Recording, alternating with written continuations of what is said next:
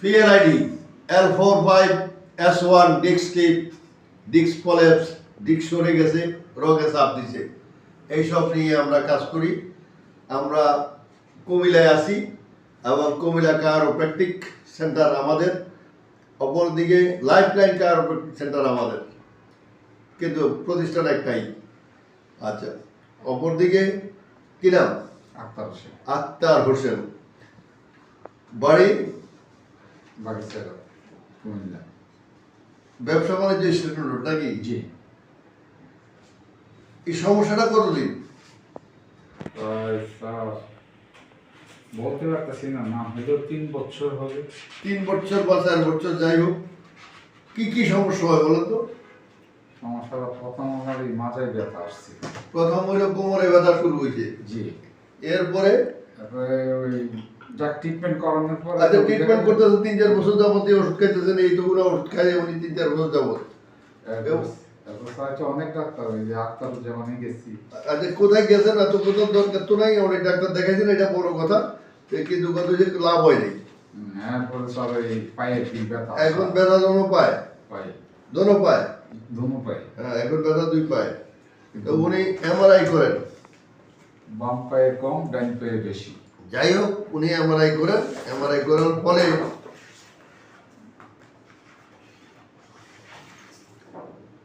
ওনার এই যে দেখা যায় এই একটা ডিস্ক, 2টা, 3টা, 4টা, এই 4টা ডিস্কই ওনার এই রগে চাপ দিছে এবং ভালোভাবে চাপ দিছে। যারা এমআরআই বুঝেন তারা স্ক্রিনশট দিয়ে নেন।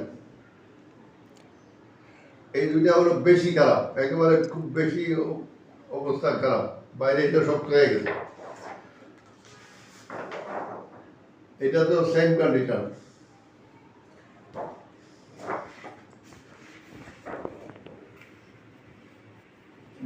দুই পাশে চাপ দিছে।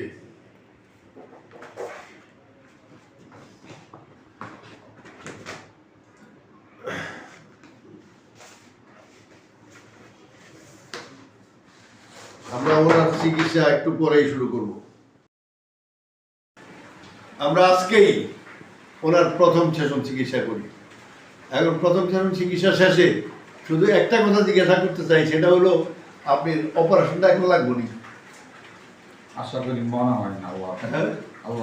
আর কোমরে অপারেশন লাগতো না মনে হয়। ডাক্তার সাহেব, এই কাইটটা যে ফসলা নিত এটার থেকে ঢুকে গেছে নাকি? জি। এটা ডাক্তার সাহেব এখানে কাইটা 1.5 লাখ, 2 লাখ, 2.5 লাখ, 3 লাখ যা নিত, সেটাও বাদ গেছে, আপনার কোমরটা বাচ্চা গেছে নাকি? এখন বর্তমানে এই আপনার পায়ের ব্যথা, কোমরের ব্যথা, এই সব কিছু মিলেই এখন কত আছে? এখন আগের থেকে আজকে প্রথম দিন, আজকে আমার আগের থেকে কম। কতটা কম? কতটা কম? পয়সা দেখেন না, পয়সা দেখেন, কিন্তু বইয়ের, হ্যাঁ বইয়ের, হ্যাঁ বইয়ের, আরো বইয়ের না, তোমাদের বইয়ের না, সমস্যা করে কিন্তু ডাক্তার কইতেছে, যে ডাক্তার নিষেধ করছে এই ডাক্তার তো ভিন্ন ডাক্তার। তো আমরা বইতে নিষেধ করছে না? জি। উপরে সাজদা দিতে নিষেধ করছে নি? বাড়ি জিনিস না না, সাজদা দিতে নিষেধ করছে নি? আচ্ছা, তো এখানে সাজদা দিয়ে দেখেন তো।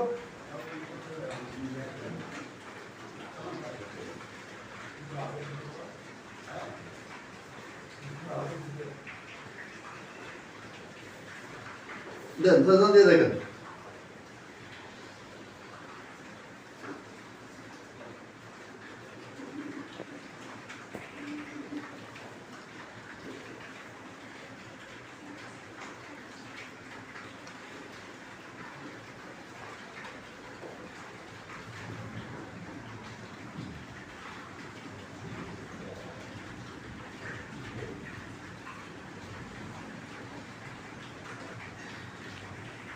এখন সাজদা দিয়ে নামাজ পড়তে পারবেন না আজকে থেকে? ইনশাআল্লাহ। আজকে থেকে আরে এক ওয়াক্ত নামাজও সে আরে পড়বেন না নাকি? আমরা বাতিল করে দিলাম, কইছে 12 জিনিস আগে দিতে না করছে নাকি? এইখানে দাঁড়ান।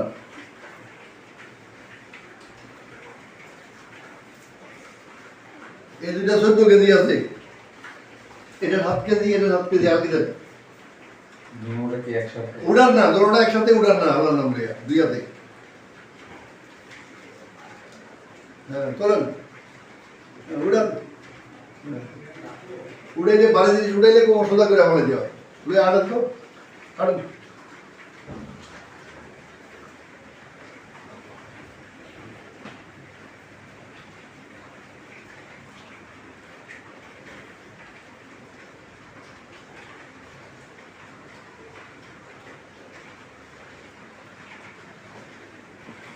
হ্যাঁ দরকার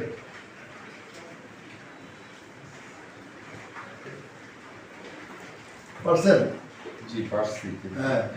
কষ্ট হয়েছে নি মনে করেন এখন ওই যে রাখতে হ্যাঁ রাখতে মনে হয় এদিকে একটু ব্যথা একটু লাগে হ্যাঁ। রাখতে তো অনেক ফিজিওথেরাপিস্টরা বক্তব্য দেয় যে 1 বছরেও এই বারে জিনিস আর কি দিতে পারবেন না তো 1 বছর কি দে ভাই 1 বছর পর্যন্ত রুগী চিকিৎসা করা লাগবে কি লিগা রুগী যদি 1 বছর পর্যন্ত ফিজিওথেরাপি নেয় তাহলে এতে আর কি থাকবো তার তো এই মানে ভাত কাপড় সবই যাবো গা তো আমরা প্রথম দিনেই ওনাকে 14 কেজি ওয়েট দিছি আমরা 20 কেজি দিই ওনার বয়স বিবেচনা করে 20 কেজি দিই নেই যেহেতু ওনার বয়সটা একটু বেশি উনি 20 কেজি ওজন বহন করা ঠিক না ওনার মেরুদণ্ডে আঘাত পড়বে তো যার কারণে ওনাকে 5-7 কেজি 10 কেজি ওয়েট উনি বহন করতে পারবেন এর বেশি আমরা দিব না তো সর্বসা করলে এখন কতটা ভালো লাগে আগের ছিটটা অনেক ভালো একটা পরিমাণ আছে না আপনি অনুমান করতে পারেন না